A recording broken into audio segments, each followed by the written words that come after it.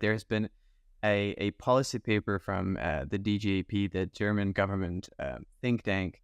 It's called Preventing the Next War. And basically, the main thesis of the paper is that we should urgently prepare for a potential conflict with Russia, meaning Europe and NATO, because if Russia sees within the next decade that it has a potentially successful option of taking the Baltics through a military invasion, it would do so.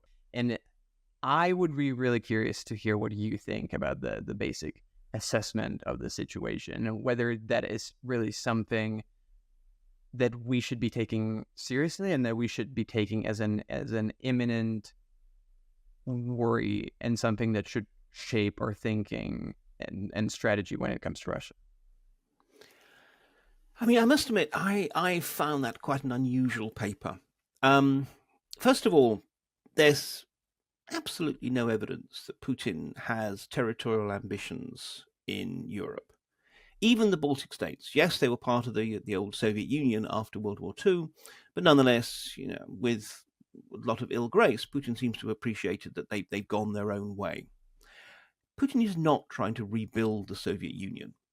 Otherwise, why haven't we seen invasions of Kyrgyzstan or whatever? No, I mean, we have to realize that it's a lot more complex and nuanced than that. Secondly, look, there is every sign that actually Putin is well aware that Russia is not the equal of NATO militarily. Article 5, the issue of Article 5 guarantees of mutual security is one that the Russians, in some ways, I think the Russians actually are more competent about, because they think of NATO as essentially as America's Warsaw Pact. So although sometimes, we may have these concerns, would Spain fight for Estonia or whatever, I think the Russians don't, simply because they mirror image and they just assume that Spain wouldn't get a choice because Washington would tell them to. So actually, I think they do regard NATO as being very sort of powerful as a defensive alliance, rightly. It's worth noting that after all, European NATO has more troops than the Russians, even without including the Canadians and the Americans. And most of those are rather better troops. But beyond that, why else be so worried about countries joining NATO if you don't think that once they are joined into NATO, that actually they become that much harder to threaten, influence, and the like? Then we have the issue of the speed of force reconstitution. Now, there's a lot of debate about how long it would take the Russians to be able to reconstitute their forces after the end of a war. And again, a war that, unfortunately, it's worth noting, shows no sign of ending. And I think 2025 would seem to be the most optimistic end date. Some people seem to think that it's going to happen incredibly quickly. However, if one looks at production capability, unless the Russians are planning on just trying to buy their whole army off the peg, or at least the kit for it, from the Chinese, there just is no way the Russians could reconstitute their forces that quickly. I mean, at the moment, the Russians, for example, are producing, getting a lot of tanks ready for the front line. But, of the 1,000 or so that's happened, only 200 of those were new builds. The other 800 was rescued from, their old kit from arsenals, much of which is frankly unusable.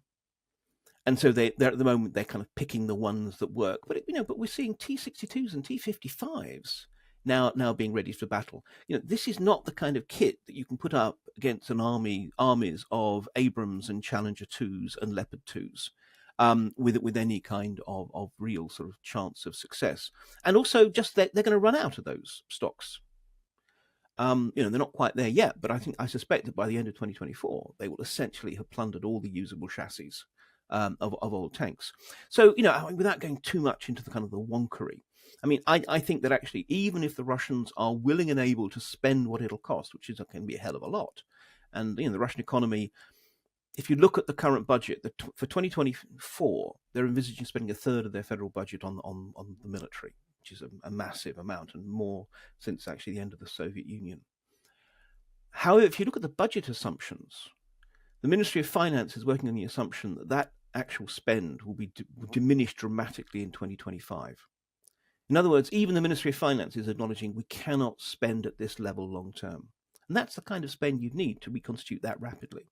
So, I mean, I think it's very doubtful that the Russians either would reconstitute so quickly, and even if they did, that they would actually feel that they can tangle with NATO, which, after all, is now spending more. Some would say not enough, but at least more on its defence. However, all that said, look, I mean, look, if one looks particularly at Germany's position, although with the Zeitenwende, it's committing more to its defence and so forth, but there are real questions as to either A, whether what they're actually committing is enough, and B, whether it really will manifest in reality.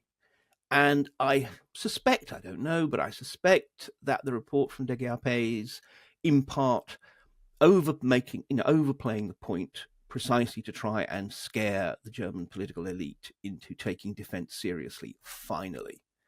Look, there's always this question of, with defense planning, you think of the worst case scenario, but you can't always plan for every single worst case. So you also have to think about what is the worst plausible case.